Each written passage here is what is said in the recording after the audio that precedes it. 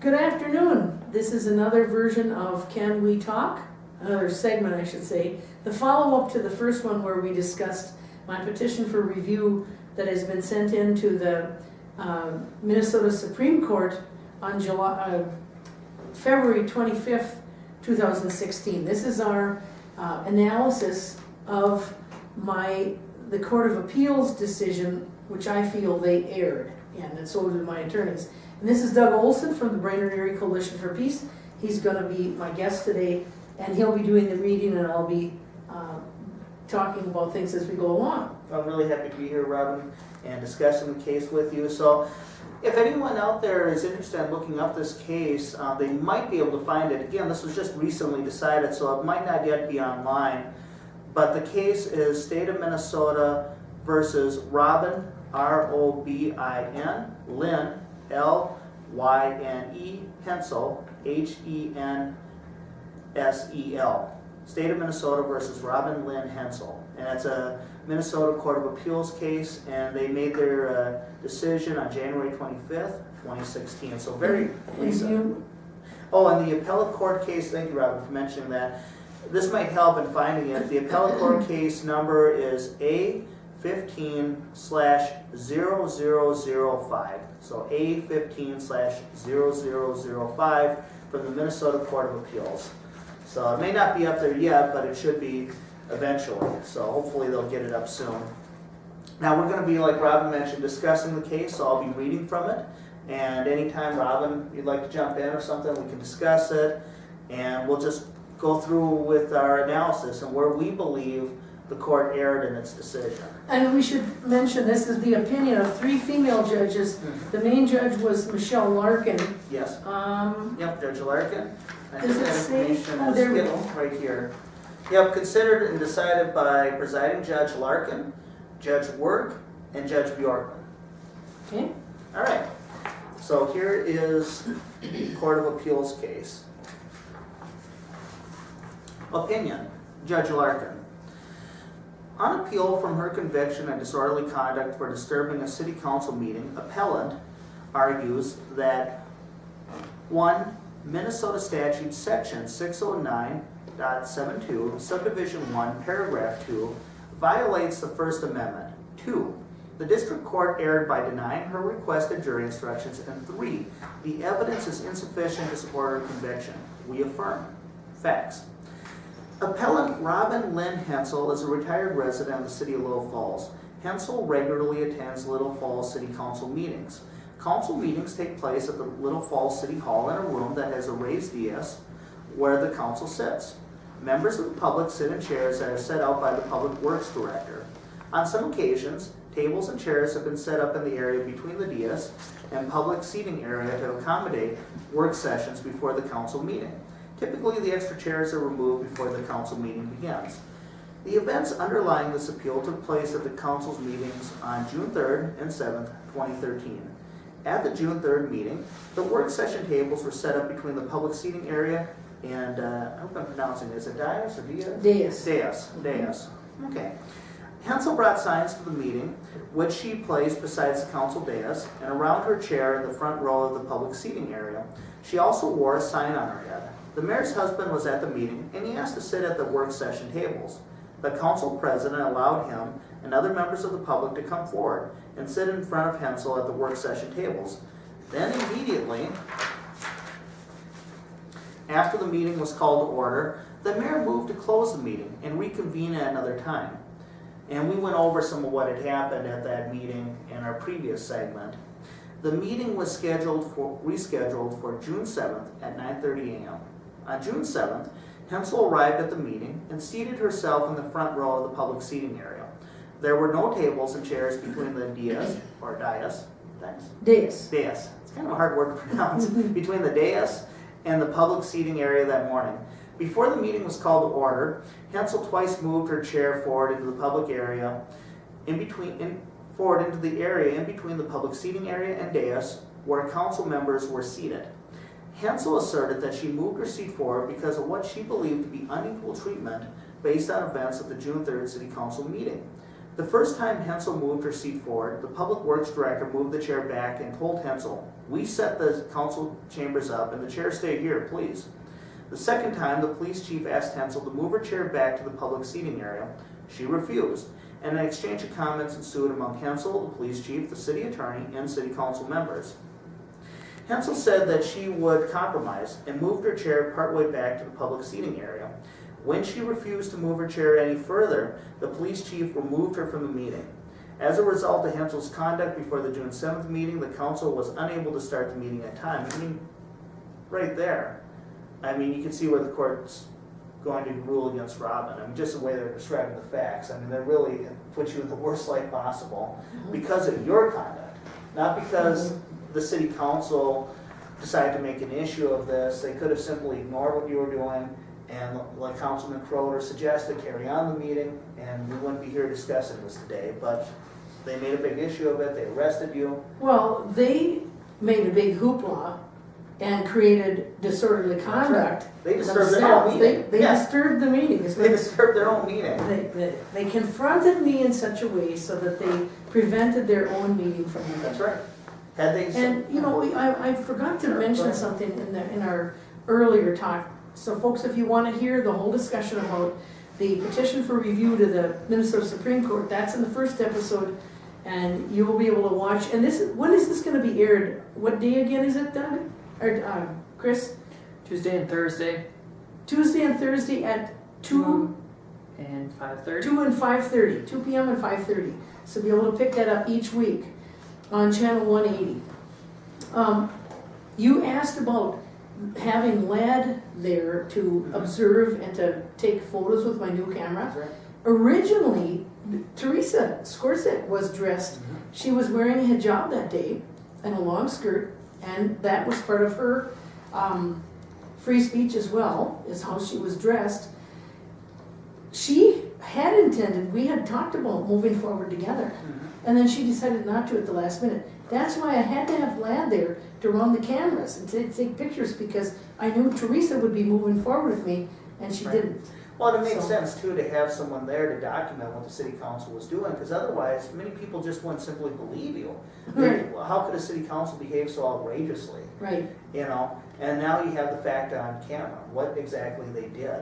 So it was good, because I think you had an inkling, you didn't want to be arrested, you didn't want to disturb the meeting, you didn't disturb the meeting. It was the city of Little Falls and the city council that disturbed their own meeting by making an issue of what you did, but I think you knew going into it that there was a possibility that they'd make a big hoopla of this, and something bad could happen, as far as maybe arresting you, or removing you, or, you know, just trampling all over your rights. I never, in my wildest dreams, would have thought they would have ever. You didn't think they were gonna arrest you? No, I never dreamt that. In fact, I've often wondered, how come my attorney at the time, he's not a criminal attorney, he's a First Amendment guy, but he never warned me about that. So, I had no idea. what do you think would happen at most if they would just, you know? Stop the meeting like they had on the 3rd. Okay, stop the meeting. If that logical, I mean, Right, who wouldn't have thought that? When I came in dressed in a right. different fashion, but obviously I was dressed in an outfit that I don't normally wear there, and they shut that meeting down, and my intent was not to shut the meeting down, but I figured that they would allow this meeting to happen regardless, because they had to pay the bills, and they had to authorize their And I signs. think intent is key here. It is so key in criminal law. I mean, because there's actus rea, that's the bad act, and mens rea, bad mind. And you really have to have both most of the time for there to be a crime committed. You have to have intent to commit a crime. In this case, you would have had the intent to disturb the meeting, to break it up, and you had no such intent whatsoever. You Well, wanted to make a symbolic point. Matter of fact, if I wanted to shut a meeting down, I would have been clear about it at the beginning, and I would have done something so that it would have shut down, like take my clothes off, or you know. Well, you could have sat in front of the city council doors or something, people couldn't even get into the meeting room. So, I mean, there are any number of things. Or like the Black Lives Matter activists, you could have stood right in front of the dais and just, told them, hey, we're shutting, you're going to listen to me, Right. and, I'm going to set the agenda today. That would have been, And I would not have taken my clothes off, but the fact is, there have been protesters that have gotten on the Yes. street topless, Yes, absolutely. and some nude. Yes. I mean, there was a man not that long ago when the TSA grow people, going through the airlines. He actually went through one of their screeners nude, and he had, so he was butt naked, and he had the Fourth Amendment, written over with, with markers. And he was arrested and, charged with, among other things, with disorderly conduct, and the court ruled in his favor, saying that what he did was free speech. His intent was speech, so, and there are real life examples of that. Well, and to shut a meeting down, if I wanted to do that, all I had to do was have a great big sign out in my van, Yeah, go out to my van, bring it in, and hold it up in front of the camera. That's right. That's pretty much what I shut it down. but that was never your intent. No. So, My intent was to have some sort of a voice, some sort of a way to let the people know that my voice was still there, and they didn't have a public comment time at all. So, and here's the thing, if they had a public forum comment time at that meeting, you know what I'd have done? I would have stood up and said to them, you guys already erected an illegal sign on your own property on 2 sites in the city, the golf course and the zoo. And I would have asked them why they violated their own sign ordinance again. Yeah. That's what I would have said at my public forum, absolutely, but I couldn't. many people may not know this if you're outside the Little Falls area, but Little Falls is one of the strictest sign ordinances in the state of Minnesota, extremely strict. But, Well, not only that, it was unconstitutional. of course. They've always had unconstitutional sign ordinances. The first one, or going back, the original sign ordinance that was in place in 2011, when all the issues came up with me, and I brought up the issue about the support the troops banner being illegal, that sign ordinance was unconstitutional. That's why they basically didn't do anything to enforce it for a full year. And then the new sign ordinance was also unconstitutional. The amendments were unconstitutional. And how do I know that? Because now they revised it again. Right. Because of the Gilbert v. Town, the Town of Gilbert. Town of Gilbert decision, What's his name, the attorney? Oh boy, Robin, we'll have to look that one up, but I know exactly what you're referring to. Reed v. Town of Gilbert. That's right. That's Reed the versus decision. Town. That's a U.S. Supreme Court decision from just last year. And Just last year. Reed that's Reed not versus the Town end of the Gilbert. sign ordinance going forward. Somebody eventually is going to challenge, because the decision that the judges made in that were key, and they said that pretty much even a marker sign, that's content based. Absolutely. And the U.S. Supreme Court, though it's quite conservative at times, especially in due process cases, has been pretty protective for the most part of what they consider core free speech. Very protective. Even the late Justice Scalia, was very protective of it. So, so once again, the case is Reed versus Reed v. Town of Gilbert. Town Gilbert, okay. Right. A very important case, and it could really change everything that's going on here in Little Falls as far as the sign ordinance. That is... And everywhere. Yes. That was a pastor with the name of Reed, R-E-E-D, in a little town called Gilbert out in Arizona. And I also want to say something here. It's interesting that we have now a split Supreme Court, a federal Supreme Court. That's right. Because if my case gets heard, if the Minnesota Supreme Court takes on my case, and depending on how they decide, if they would rule against me, my attorney has said he would motion for the federal Supreme Court as well. He'd be willing to go that far with it. But now, of course, and I don't know how long it takes, I think it's about 6 to 9 months to get through the Supreme Court here, if I remember correctly. Are you talking about the state Supreme Court? The state Supreme Court. So it takes time. These cases can drag on for years, literally years. And then, of course, the thing with, I don't know how the state Supreme Court makes their decisions, but the U.S. Supreme Court, they need to give what they call writ of certiorari. You need to have 3 justices that agree to hear your case. But I think, in all honesty, if it went that far, I think they would hear your case, because it really does impact free speech. It really does. And again, like I mentioned before, the court is very protective of what they consider, core, speech, political speech. Well, and something we didn't talk about in the last episode, my case is totally unique, because evidently nobody ever did what I did. So It's just and sitting in a chair in the wrong spot. And those are the type of cases that courts, whether it's the state Supreme Court or the U.S. Supreme Court, are interested in hearing. They haven't ruled on it before. It's what they call de novo. This is new for them. This is where they can really set a precedent.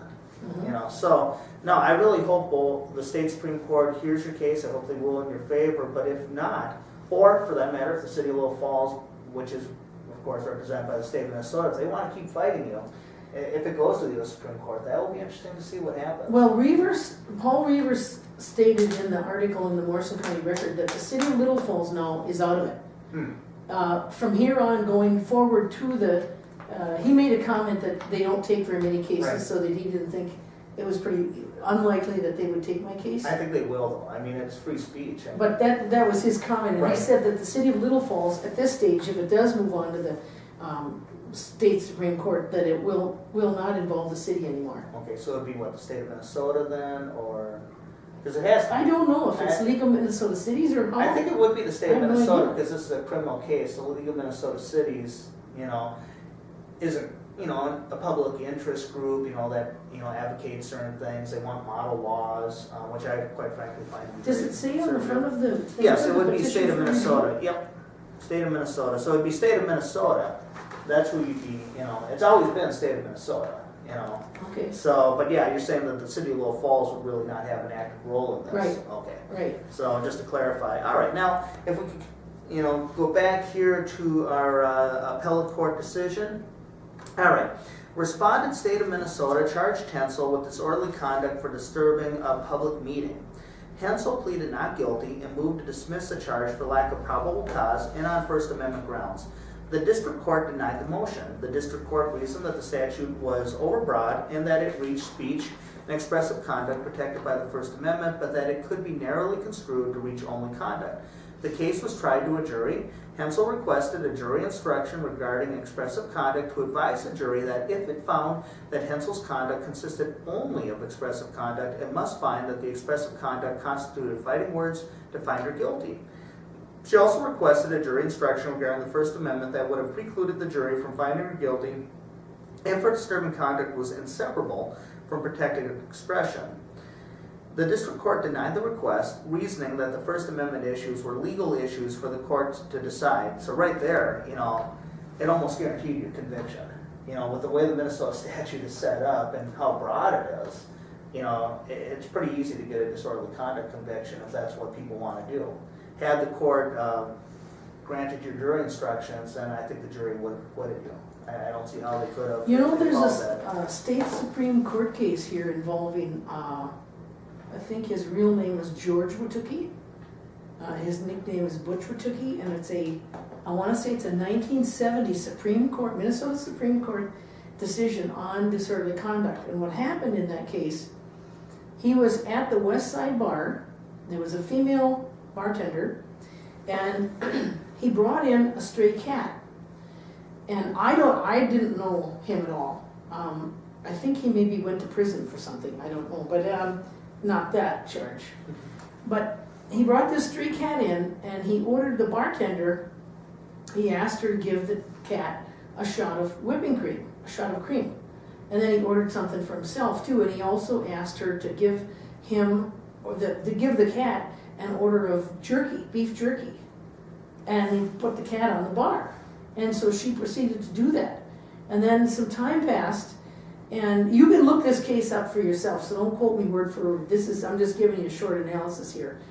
After some time, the bartender wanted the cat removed, and so she ordered him to take the cat outside. And he refused, and then a big argument ensued. And because she was a female bartender and she was the only staff on duty at the time, and because of some words that he had used, I don't think he threatened her. What he said, he called her some kind of obscenity. I forget what it was, but he called her a name, and the court ruled that he committed disorderly conduct because she was sort of trapped. Mm-hmm. She couldn't call out to get help or anything. Right. So, And that is completely distinguishable from your case, totally. I mean, the city council wasn't trapped. right. You didn't use any obscene words. I Right. mean, it's just totally different. I mean, totally different facts here. Now, the jury returned a guilty verdict, and the district court denied Hensel's request for a judgment of acquittal. The district court sentenced Hensel to 15 days of state jail time and placed her on unsupervised probation to the court for 1 year. Hensel appeals. Issues. 1. Did the district court err by denying Hensel's motion to dismiss on First Amendment grounds? 2. Did the district court abuse its discretion by denying Hensel's requested jury instructions? 3. Is the evidence sufficient to support the conviction? Analysis. Hensel was convicted under Minnesota statute section 609.72, subdivision 1, paragraph 2, which provides that whoever does any of the following in a public or private place, including on a school bus, knowing or having reasonable grounds to know that it will or will tend to alarm, anger, disturb others, or provoke an assault or breach of the peace, is guilty of disorderly conduct, which is a misdemeanor. And that's on the back of that page. Yeah. And 2, this is the paragraph that we keep going back to, disturbs an assembly or meeting, not unlawful in its character. This is the key. So it's really broad. It is very broad. Disturbs an Any assembly. meeting, it doesn't say Yeah. government meeting. No, it could be any meeting. Church meeting, Yes. Tea Party meeting, A BACP breaker. voter meeting, Yes. caucus. Any number of meetings, yeah. Could be, Right here, private we're a meeting. get-together. Yes, we're a meeting. We're two, we get 3 of us, because Chris is here filming. That's right. So if he started to interrupt us, guess what? He could be arrested for disorderly conduct. Theoretically, yeah, under the statute, it's quite possible. I mean, It's I true. mean, it's true. I mean, if you read this thing, it is true. I mean, and this is where, and we'll get more to this, where the Court of Appeals made a big mistake. They could have really narrowed this thing down, but they didn't. Hensel argues that the statute is unconstitutional, that the district court erred in instructing the jury, and that the evidence was insufficient to support her conviction. We address each argument in turn. 1. Hensel first asserts a First Amendment facial challenge to Minnesota statute section 609.72, subdivision 1, 2, arguing that it is both vague and overly broad. To be a constitutional exercise of the police power of the state, a statute that punishes speech must be neither overly broad nor unduly vague. In Welfare of SLG, and that's a Minnesota Supreme Court decision from 1978. This court reviews the constitutionality of a statute de novo, meaning that it starts from scratch, it's new. State versus Crowley, Minnesota Supreme Court 2012. In a case involving a First Amendment challenge, whether First Amendment concerns are actually implicated is a threshold inquiry. State versus Stockwell, Minnesota Court of Appeals 2009, review denied by the Minnesota Supreme Court later that year. The party asserting First Amendment protection bears the burden in this regard. And this is citing that same case, citing Clark versus Community for Creative Nonviolence, a U.S. Supreme Court decision from 1984. The state asserts that Hensel has not met this burden because no spoken word or expressive conduct comes under the control of Minnesota statute section 609.72, subdivision 1, paragraph 2's reach. We disagree. The language of the statute is clearly broad enough to encompass both speech and expressive conduct. So right here the court did disagree with the state of Minnesota. See Minnesota statute section 609.72, subdivision 1, paragraph 2, penalizing all conduct that knowingly disturbs the meaning. It does not distinguish between speech or non-speech conduct. Hensel has met the threshold burden in demonstrating that First Amendment concerns are implicated in this case. So they do acknowledge that there's a First Amendment issue here. To succeed on our facial First Amendment challenge, Hensel must establish that no set of circumstances exists under which the statute would be valid, that the statute lacks any plainly legitimate sweep, or that a substantial number of its applications are unconstitutional, judged in relation to the statute's plainly legislative sweep. Rue, and that's looks like a Minnesota Supreme Court decision. We do not evaluate the facial constitutionality of a statute in a vacuum. In other words, something has to happen. Courts don't look at things that are just theoretical. There actually has to be a case for them to, and facts for them to consider it right here. Rather, the task in evaluating a facial challenge is to determine whether a statute is unconstitutional in a substantial manner, or all of its applications. As the case may be, under the applicable constitutional standard governing challenges of the type brought by the party alleging the unconstitutionality of the statute. So in other words, basically, the statute either has to be totally unconstitutional, or at the very least, a big part of it has to be unconstitutional, the way it's applied. In Minnesota statute section 609.72, subdivision 1, 2 is not unconstitutionally vague in the court's opinion. As generally stated, the void for vagueness doctrine requires that a penal statute define the criminal offense with sufficient definitiveness that ordinary people can understand what conduct is prohibited and in a manner that does not encourage arbitrary and discriminatory enforcement. State versus Newstrom, Minnesota Supreme Court case from 1985, quoting Calander versus Lawson, a U.S. Supreme Court case from 1983. The vagueness doctrine is based on fairness and is not designed to convert into a constitutional dilemma the practical difficulties in drawing criminal statutes, both general enough to take into account a variety of human conduct and sufficiently specific to provide fair warning that certain kinds of conduct are prohibited. State versus Encart, Minnesota Court of Appeals, 2004, quoting Colton versus Kentucky, U.S. Supreme Court decision from 1972. A higher standard of certainty of meaning is required for statutes that impose criminal penalties, of course, because you could lose your freedom.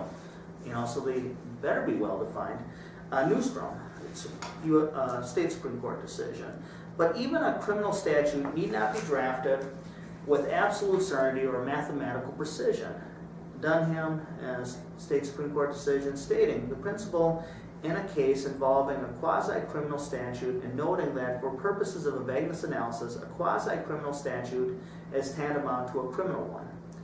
And see also Enard, another state Supreme Court case. The vagueness doctrine does not preclude the use of broad, flexible standards that require a person subject to a statute to exercise judgment. Instead, uncertainty invalidates a statute only when those subject to it cannot determine with a reasonable certainty whether a particular act is forbidden or permitted. Einhard, state Supreme Court case citing State versus Kolovar, state Supreme Court case from 1963. Applying these principles here, we conclude that Minnesota statute, section 609.72, subdivision 1, paragraph 2, is not void for vagueness. The statute must be construed in context and in light of its intent. See State versus Hipp, Minnesota Supreme Court decision from 1973, rejecting vagueness challenge to public assembly statute after examining its content and intent. Although not defined by the statute, the term disturb is commonly understood to mean to break up or destroy the tranquility, order, or settled state of. American Heritage Dictionary. See also Black's Law Dictionary, defining disturbance of a public meeting as the unlawful interference with proceedings of a public assembly. Thus, viewed in context, a statute can be understood by persons of common intelligence as prohibiting conduct that could be expected to interfere with the ability to conduct a meeting. The fact that Minnesota statute section 609.7.72, subdivision 1, paragraph 2, does not specifically itemize what conduct disturbs a meeting does not compel the conclusion that it is vague. See Dunham from the previous state Supreme Court decision, explaining that a criminal statute need not be drafted with absolute certainty or mathematical precision. Rather, as our Supreme Court recognized in Hipp, more specific statutory language may be infeasible. Because of the nature of the offense, which contemplates a form of conduct repugnant to good order and not a specific act, the language of the statute must, as a practical necessity, be general to cover the countless variations of conduct which can disturb or threaten the public peace reasonable enough. I mean, you can't list every single thing that could do it. And this is from the Hipp Supreme Court case. See also State versus Krokski, Minnesota Supreme Court, 1988, holding that a statute prohibiting interference with peace officer performing duties was not vague, and noting that given the wide variety of circumstances in which the type of conduct the statute legitimately seeks to prescribe can occur, it seems unlikely that a substantially more precise standard could be formulated which would not risk nullification in practice because of easy evasion. In other words, sometimes they don't want the legislatures to write up a certain list of conduct that are prohibited because a person could say in their defense, well, what I did wasn't prohibited by the statute. In other words, they want to give them a little more leeway to prohibit even more conduct. Minnesota's approach is consistent with that of other states. See State versus McNair, a Nebraska Supreme Court decision from 1965. What constitutes a disturbance of a lawful assembly is not susceptible to specific definition, but must depend to some extent upon the nature and character of the particular assemblage. However, while it may be difficult to specifically define beforehand, there is no problem in determining what constitutes a disturbance in a given case. People versus Malone, New York Appeals Court from 1913. Noting that although what shall constitute a disturbance cannot easily be brought within a definition applicable to all cases, there is commonly no great difficulty in ascertaining what is a willful disturbance in a given case. Notably, Laws prohibiting the disturbance of public meetings are neither unique to Minnesota nor of recent vintage, and such laws are generally construed to prescribe only those disruptive physical actions and verbal utterances that are in violation of the normal customs and rules of governance, implicit or explicit, of the meeting. And this is from American Jurist Volume Disturbing Meetings, Volume 1, 2008. See also State versus Linares, a Connecticut Supreme Court decision from 1995. Construing statutory language prescribing intentional disturbance, disruption, or interference with General Assembly proceedings as limited to actual impediments to the legislative process based on the objective qualities of the conduct. We conclude that Minnesota Statute Section 609.72, Subdivision 1, Paragraph 2, is subject to a similar reasonable understanding and thus is not unconstitutionally vague. What do you think of that, Robin? I mean, it's a lot of verbiage, but they're basically saying the statute is not vague. Well, I think that the statute itself has a problem with the second prong, not agreeing with the third prong, not being consistent there. And I can see from my own two criminal attorneys clearly laying out that this could, if this disorderly conduct thing isn't modified by the Supreme Court, you and I'd be talking on the street and somebody would come up and interrupt us. We could go right down to the police department and say, hey, this person is on camera. I had my camera with, so I recorded this. Joe Schmo here interrupted our conversation. Maybe he didn't even raise his voice. Maybe he just said something that we just absolutely didn't like. Right. And he interrupted our meeting. Guess what? Technically, he just committed disorderly conduct. Because two or more people constitute That's a meeting. problem. Yes, that is a problem. And I can't imagine that our Supreme Court in Minnesota would be that, I don't know what the word I want to use here.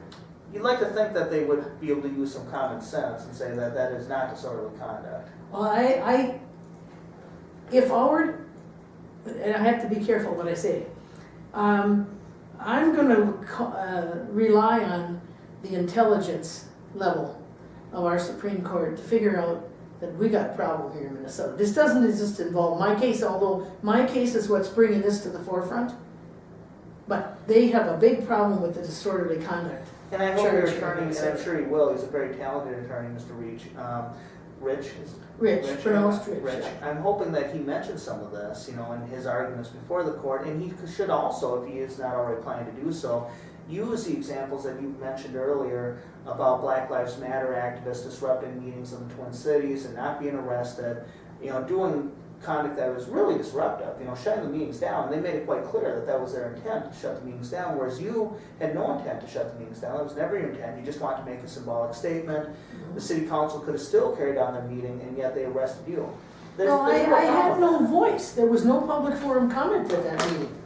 And the meeting before that, they had taken the public forum comments off the air. So I had no ability to get my ideas or whatever I wanted to say out to the public. And frankly, I couldn't be much more committed than I have been in the last 5 years. I've attended not only all the city council meetings, I've attended most of, at least in the first 4 years, the economic development meetings, the park recreation and tree meetings, I attended some of the housing meetings in town, some of the airport meetings. I attended almost every historic planning commission meeting. I went to most of the environmental and energy meetings. Economic development, I went to almost all of those. I ran for city council in 2012. I ran for mayor in 2014. I intend to run for Ward 1 this coming fall. And I intend to challenge whoever's going to run, however many number of candidates there are, in 2018, because we need a leadership, and I'm not a politician. But I can clearly see that we have massive problems in this area because we don't have a council that even knows how to or decides to vote constitutionally. They continue to violate my rights on a regular basis, and we'll see what happens with this decision of the seasonal display.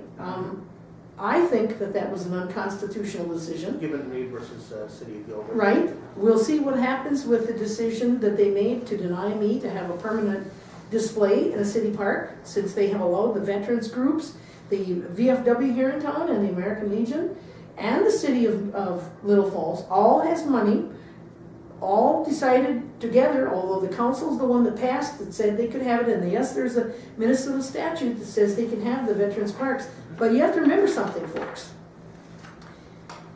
Every single veterans park in every state, but let's take Minnesota just in itself, has signs.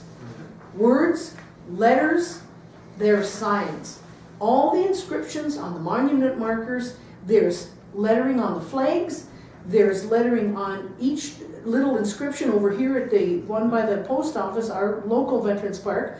All those little plaques that have the names and the dates of the deaths of the people that served, those are all signs, folks.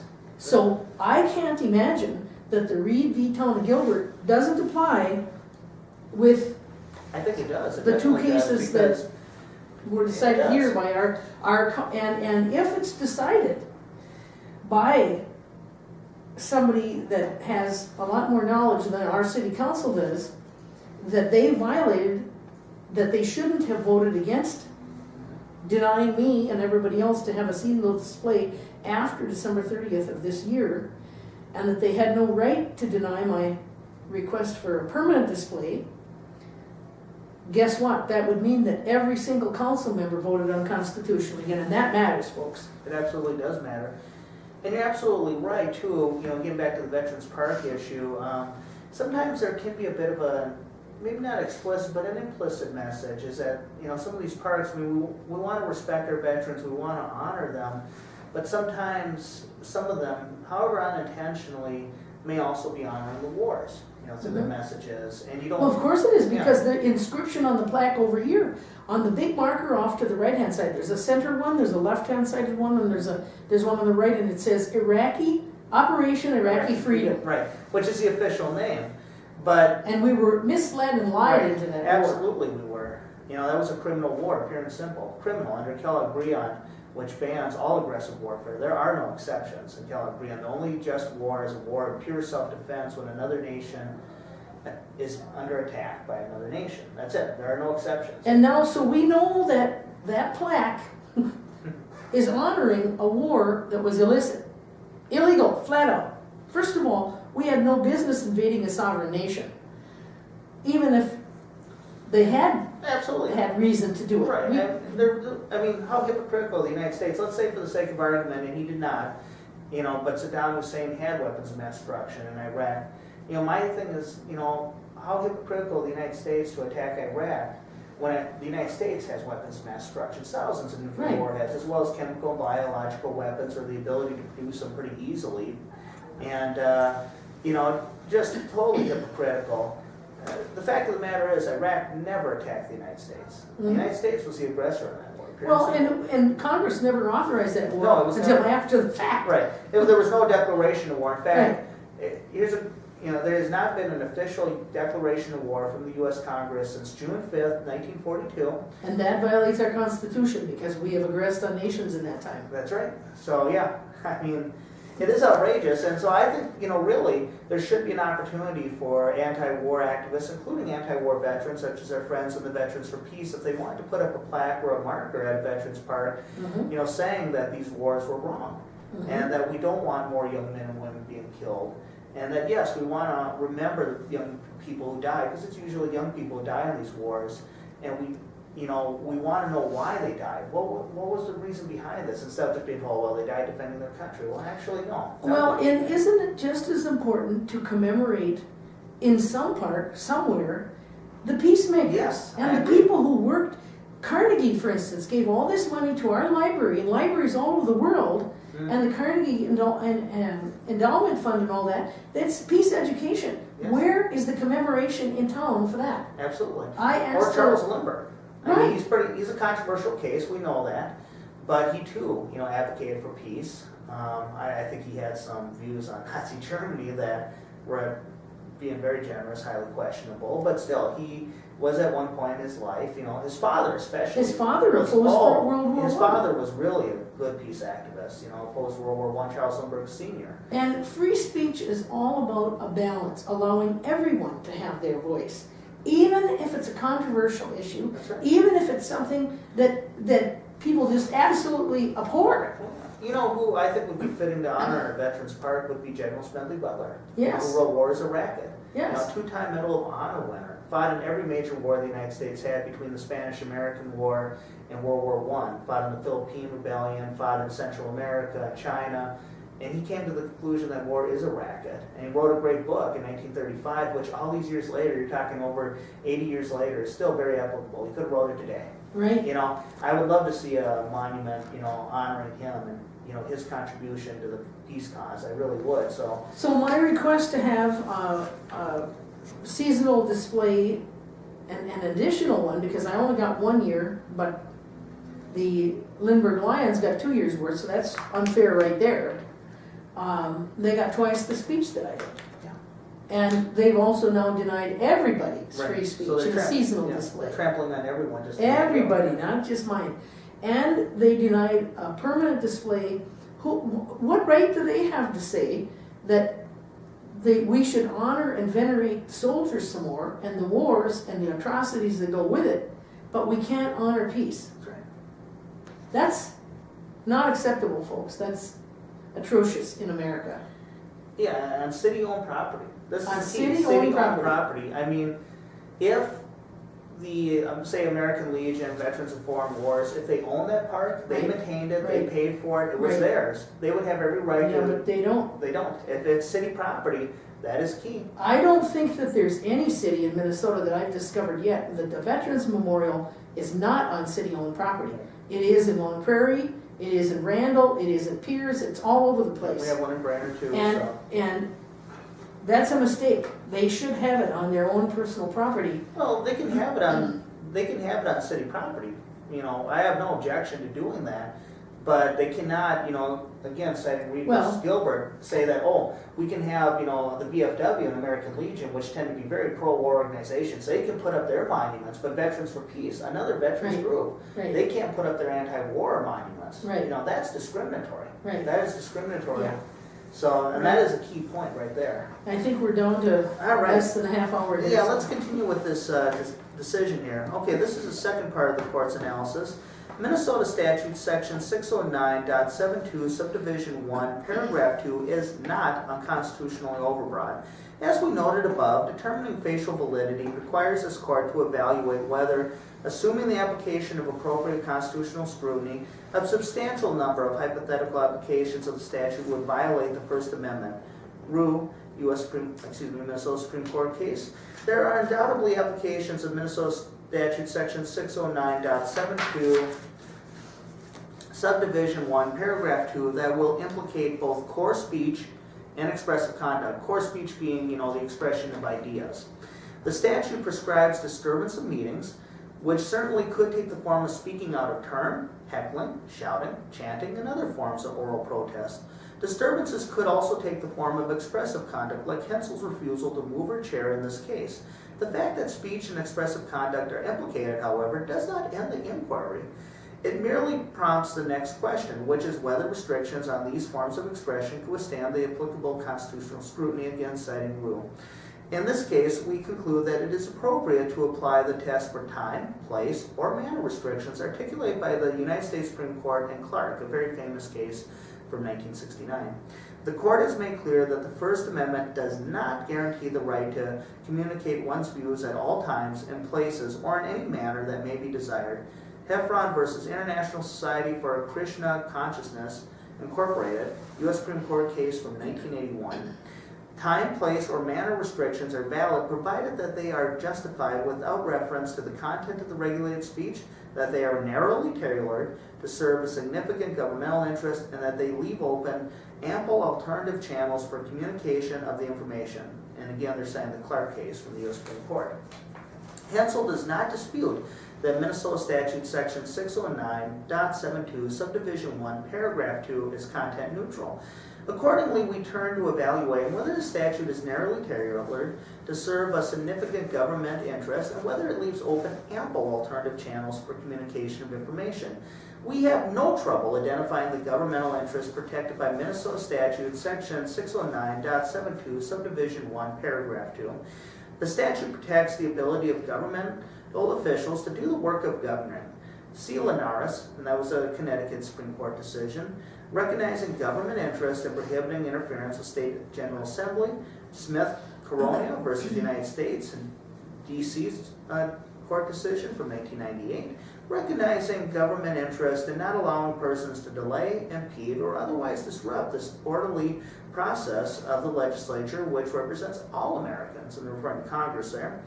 State versus Cephas, an Ohio Court of Appeals decision from 2005, identifying significant governmental interest as the ability of government officials to conduct official business in an orderly manner without interference or disruption. The statute also protects the rights of all citizens to meet and participate in government. See Enrique, a California Supreme Court decision from 1970. The constitutional guarantees of the free exercise of religious opinion and of the rights of the people peaceably to assemble and petition for redress of grievances would be worth little if outsiders could disrupt and prevent such a meeting and disregard the customs and rules applicable to it. Moorhead versus State, Texas Criminal Court of Appeals, 1991. We have no doubt that the state has a legitimate, even compelling interest in ensuring that some individuals' unruly assertion of their rights of free expression does not imperil other citizens' First Amendment freedoms. Having identified the significant governmental interest, we next consider whether Minnesota Statute Section 609.72, Subdivision 1, Paragraph 2, is narrowly tailored to serve that interest and whether it leaves open ample other channels of communication. We begin by observing that the statute applies in a very limited context. It only prescribes the disturbance of lawful assemblies or meetings. Minnesota Statute Section 609.72, Subdivision 1, Paragraph 2. Moreover, as we observe above, this prescription is reasonably understood to reach only conduct, including speech, that would be expected to interfere with the ability to conduct a meeting. Furthermore, the statute penalizes only conduct that is intended to cause a disturbance. See Minnesota Statute Section 609.02, Subdivision 9, Paragraph 1, 2012. When criminal intent is an element of a crime in this chapter, such intent is indicated by some forms of the verbs know or believe. 609.72, Subdivision 1, requiring that the actor know or have reasonable grounds to know that her conduct will or will tend to alarm, anger, or disturb others or provoke an assault or breach of the peace. Based on all the foregoing, we conclude that Minnesota Statute Section 609.72, Subdivision 1, Paragraph 2, is narrowly tailored to serve significant government interests. See Krotsky, a Minnesota Supreme Court case, concluding that statute prohibiting interference with peace officer performing duties was not overly broad because the statutory prohibition was limited to conduct obstructing or interfering with police officer performing duties and required that actor intend to obstruct or interfere. See also Smith versus Corona, concluding that statute precluding intentional disturbance of congressional sessions was narrowly tailored because it restricted the prohibited conduct to loud speech and other acts both of a nature to and specifically intended to disrupt the business of Congress, and that was that D.C. Court's decision. We also conclude that the statute leaves open ample other channels of communication. Citizens like Hensel are free to communicate their dissatisfaction with their government in a variety of ways, as long as those communications do not disturb lawful meetings. We are cognizant that some courts, and I think this is key right here, because they are recognizing that other courts that make decisions different than theirs, so this is key here. We are cognizant that some courts, including the district court in this case, have concluded that statutes prescribing disturbances of meetings are overly broad and must be accorded a narrowing construction to survive constitutional scrutiny. And they're looking at the Moorhead case, construing statute to criminalize only physical acts or verbal utterances that substantially impair the ordinary conduct of lawful meetings and therefore curtail the exercise of others' First Amendment rights. Given our interpretation of the statute, we do not believe that narrowing construction is required. In this regard, we note that even if there are marginal applications in which a statute would infringe on First Amendment values, facial invalidation is inappropriate if the remainder of the statute covers a whole range of easily identifiable and constitutionally prescribed conduct. Parker versus Levy, a U.S. Supreme Court decision from 1974. Also Smith versus Corona. We're probably not going to get to the end of this, even in this film. We might be able to. I'm rejecting argument that statute must be given narrowing construction to apply only to actual material or more than de minimis, minimal disruptions. For similar reasons, we reject Hensel's assertion that Minnesota Statute Section 609.72, Subdivision 1, Paragraph 2 must be narrowly construed to reach only fighting words. In this respect, Hensel relies on SLJ, in which the Minnesota Supreme Court addressed an overbreadth challenge to a provision of the disorderly conduct statute that criminalized engaging in offensive, obscene, or abusive language. The court reasoned that the statutory language clearly contemplates punishment for speech as protected under the First and 14th Amendments, but construed the statute narrowly to prescribe only fighting words in order to uphold its constitutionality. In a subsequent case, in re-welfare of TLS, this court held that the narrowing construction of SLJ does not apply to the conduct-based prescriptions in Minnesota Statute Section 609.72, Subdivision 1, Paragraph 3, Minnesota Court of Appeals decision from 2006. Likewise here, because Minnesota Statute Section 609.72, Subdivision 1, Paragraph 2 is addressed to conduct including speech that disturbs lawful meetings, we conclude that the narrowing construction of SLJ is not required. See O'Brien. That's a famous Supreme Court case too, stating that when speech and non-speech elements are combined in the same course of conduct, a sufficiently important governmental interest in regulating the non-speech element can justify incidental limitations on First Amendment freedoms. Linares, from the Connecticut Supreme Court, distinguishing cases applying fighting words, narrowing construction to breach of peace statutes because they involve statutes that were not narrowly tailored to the nature of a particular site or the needs of specific government institutions. Because we conclude that Minnesota Statute Section 609.72, Subdivision 1-2 is neither void for vagueness nor unconstitutionally overbroad, we reject Hensel's challenge to the constitutionality of the statute. Number 2, Hensel next challenges the district court's denial of a request for 2 jury instructions. A district court has considerable latitude in the selection of language for jury instructions. State v. Gatson, Minnesota Supreme Court decision from 2011. The refusal to give a requested jury instruction lies within the discretion of the district court, and no error results if no abuse of discretion is shown. State v. Mitchell, a Minnesota Supreme Court case from 1998. A district court does not abuse its discretion by using a pattern jury instruction when that instruction accurately states the law. State v. Goodloe, Minnesota Supreme Court case from 2006. Pattern jury instruction basically is, something you can get from a book. I've seen them before. In this case, the district court used a pattern instructions for disorderly conduct charge. See 10 Minnesota Practice, Criminal Jury Instructions, 13-120, 13-121, 2015. Those pattern instructions allow courts to select a subdivision or subdivisions of Section 609.72 at issue. Under the language for Subdivision 1-3, the pattern instructions include additional bracketed language instructing the jury consistent with SLJ that if the defendant's conduct consisted only of offensive, obscene, or abusive language, you must also find that the words used were fighting words in defining that term. And we conclude that the pattern instructions accurately state the law. Hensel requested 2 additional instructions. The first defined expressive conduct and stated that if Hensel's conduct consisted solely of offensive, obscene, or abusive language or expressive conduct, the jury must also find that the words or expressive conduct constituted fighting words. The second stated that only if the defendant's First Amendment protected expression, whether it consists of words or conduct, is separable from the conduct which disturbed the assembly or meeting, can the defendant be found guilty of disorderly conduct under Minnesota Statute Section 609.72, Subdivision 1-2. The district court did not err by denying Hensel's request for these instructions because they do not accurately state the law. As we noted above, the narrowing construction of SLJ does not apply to the conduct-based prescriptions in the disorderly conduct statute, CTLS. Moreover, the United States Supreme Court has made clear that when speech and non-speech elements are combined in the same course of conduct, a sufficiently important governmental interest in regulating the non-speech element can justify incidental limitations of First Amendment freedoms. The O'Brien case, there is no requirement that conduct be inseparable from speech before it may be constitutionally prescribed. Again, they're saying the O'Brien case. Although the disorderly conduct statute prohibits only fighting words as applied to speech content, the disorderly shouting of otherwise protected speech or engaging in other boisterous or noisy conduct may still trigger punishment without offending the First Amendment. Accordingly, we reject Hensel's assertion that the district court erred by denying her requested jury instructions. Now, they note at the bottom that you mentioned the Sharkey case, and in real briefly, Mr. Sharkey attended a city council meeting In Shoreview, in Shoreview, Minnesota. and he was really upset about something the city council had done. He went right up to the dais, and he was just yelling and screaming. He was at the podium Yeah, and the mayor wouldn't hear him. The mayor refused to hear him. Yeah, And she ordered him removed. He clung to the podium. that's right.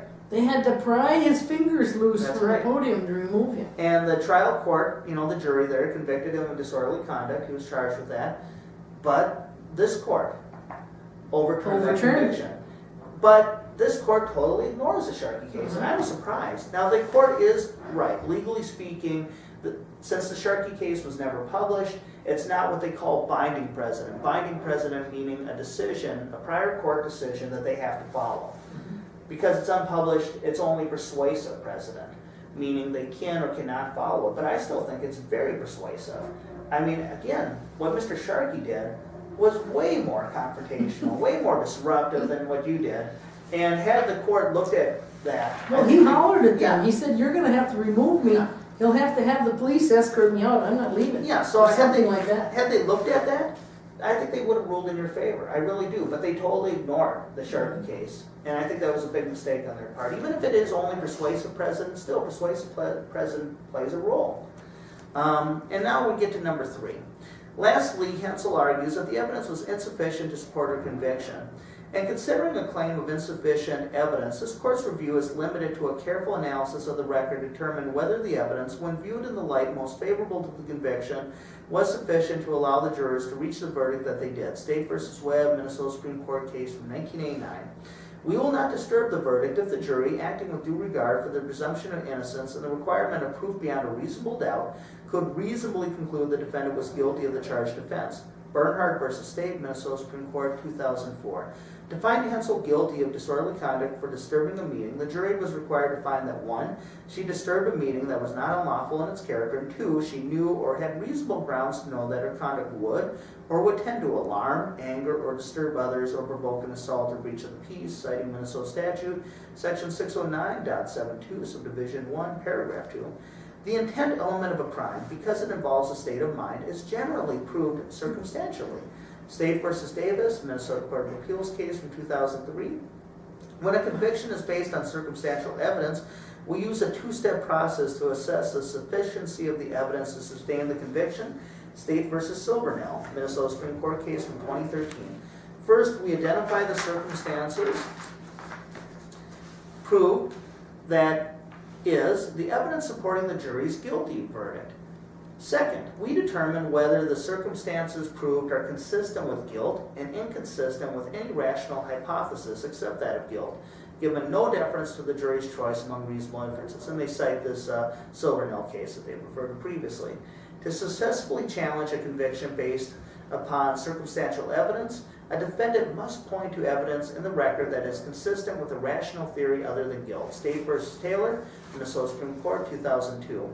The evidence presented in this case that Hensel moved her chair forward and refused repeated requests to return it to the public viewing area, all the while arguing with council members, although not overwhelming. And again, I must emphasize this. They say not overwhelming. They could have easily ruled in your favor. Is sufficient to support Hensel's conviction. The jury could have reasonably found that Hensel's conduct prevented the council from conducting its meeting, and that she either knew or had reasonable grounds to know that her conduct would disturb the meeting. The evidence that Hensel points to in support of her sufficiency challenge is not consistent with the rational theory other than guilt. Accordingly, we do not disturb the jury's verdict. In other words, they think you intentionally want to disturb the meeting.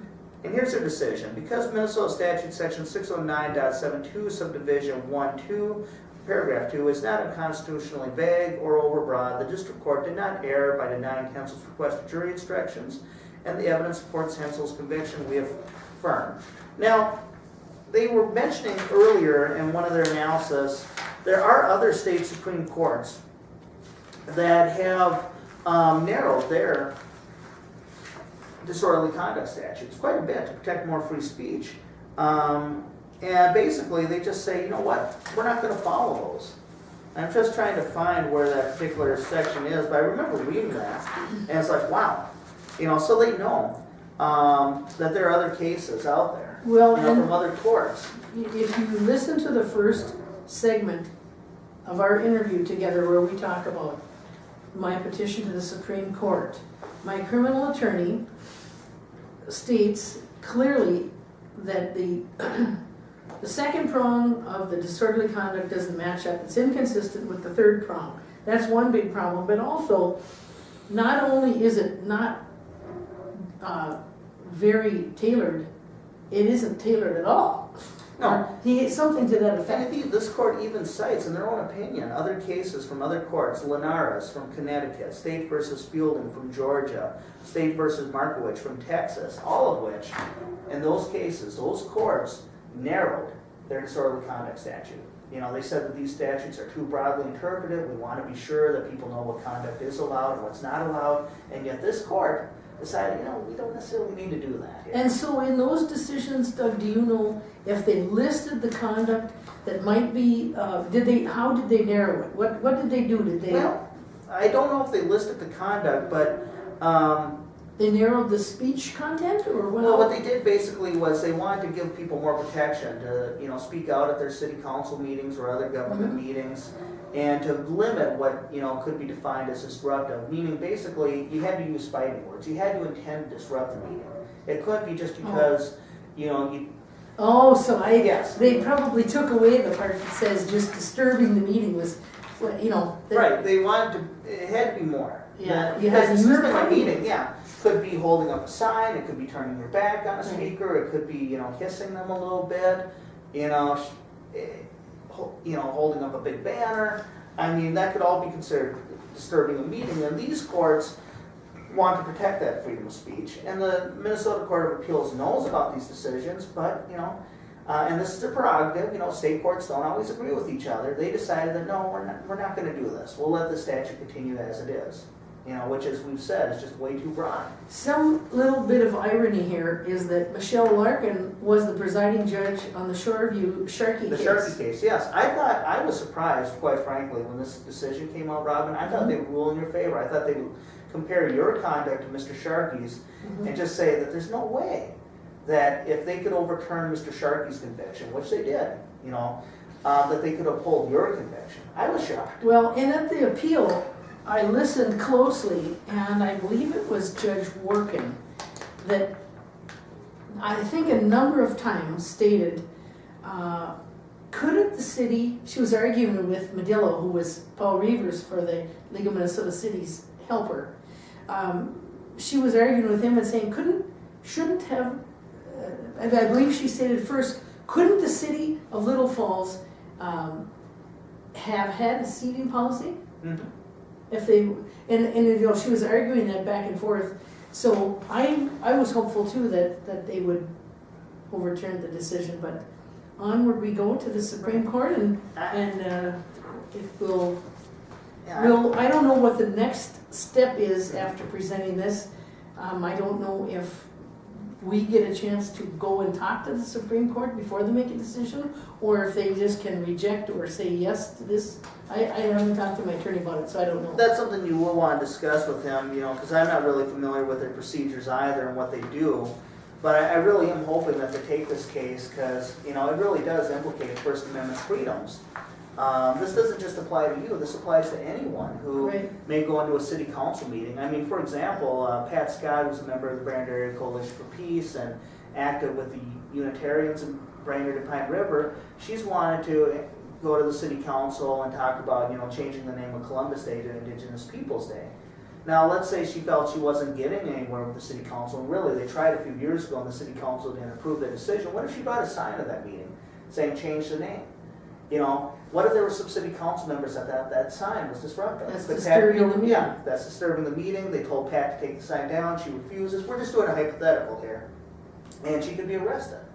You know, I'm not saying that would necessarily happen, but this leaves that possibility open. Or Larry, you mentioned a good example. Larry singing a song. Could that be considered disruptive? Or if somebody wore a t-shirt that had a sign on it, a message of some sort that they felt objectionable, or a hat, even a baseball cap that had something objectionable, that said Black Lives Matter on it, or KKK, or whatever, anything. It could be any number of things. No, Yeah, so I'm really hoping that the state Supreme Court protects what you did and protects other symbolic speech and really narrows, the construction of the statute to only apply to that conduct which is intentionally trying to disrupt the meeting, trying to shut it down, so that people can go to the city council meetings, feel free to speak out, feel free to protest, as long as they're not trying to, shut the meeting down, so the city council can still hold a meeting. Well, in Minnesota, there's going to be some hot council meetings in every city coming up real soon here, and that's because of the water issues. Lake Pepin at the bottom of the Mississippi River, where it widens out, it's not actually a lake, but it widens out there, is dying, folks. We have too much sediments and nitrates that are going into the waters, creating these enormous algae blooms that are causing our rivers to die off. And the Mississippi is in impaired water. And if you look at the map, I watched this gal whose name was Hasser Camp. No, oh God, it's an odd last name. Anyway, she spoke, and I watched that whole series. It was held down in a city somewhere about the impairment of our waters, and she showed a map of the contaminated wells in Minnesota. They were in red hotspots. You wouldn't believe how that whole area of contaminated wells, with nitrate specifically, encompasses and goes all around Camp Ripley. Wow. And I don't think that that's coincidental. I have said for a long time, it isn't just the nitrates from the farmers. It isn't just the sediments from farm erosion going into the streams. It isn't just phosphorus.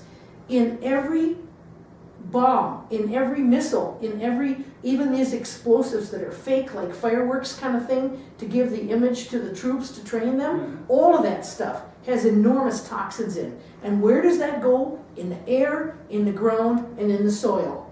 If you go on Google Map or Google Earth and you look at our Camp Ripley bombing ranges, there's 4 of them out there, you can see where the earth is actually split. There are open crevices from the bombing. And that stuff has to be going somewhere. I don't think it's any coincidence that the city of Randall has 2, not 1, but 2 contaminated wells. And I read recently in one of their city council meetings that a potential well that they drilled now has way too much manganese in it. Guess what? Manganese and all that stuff that they're listing, that they're finding in all these wells, it's coming from out there, folks. You better wake up, get your eyes open. And even if that wasn't true, we have a problem in Minnesota. 45%, it's either 40 or 45% of our water, all of our water, is contaminated. That's a huge issue. And it's going to come down to, there's a proposal to tap, I want to say it's Lake Erie's water, to go to one of the big cities. And there's going to be more. There's a pact to prevent that from happening. But you talk about hot city councils.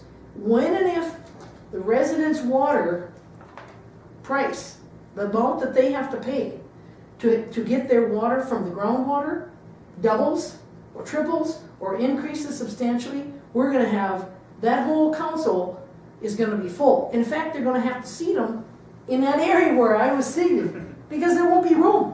What are they going to tell them? You can't come in here, you have to go on the hallway? No, they would put additional chairs in the same area that I sat in. And see, the thing is, not everyone who would attend that council meeting is necessarily going to be polite and Oh, observe the they're going to proper be mad. decorum. They'll be mad as And heck. so, should someone, because he or she raises his or her voice or holds a protest sign, Or refuses to stop when their public forum Right. comment time is done. 3 minutes, they go over, could they be, arrested? And unfortunately, the current state of Minnesota law says, it's possible. Right. That needs to be changed. That really does. You Right, know. it's real important. So thank you for watching this episode. We'll keep you posted as to what the next steps are. The minute that I can talk about the next step, whatever that is in the process, I'll be happy to have Doug come again and we'll discuss that so that you can have the first news. And nobody until this filming now, I haven't discussed this with anybody. I just got permission from my attorney to talk about this publicly a couple days ago. So I wanted to put it first on here, and it'll also be on my blog so that you can see our talk on my blog as well. And that's robinhensel@blogspot.com. Thank you so much for watching, and stay tuned, and thanks for coming, Doug. Absolutely. I'm so happy to be here, Robin. Good afternoon.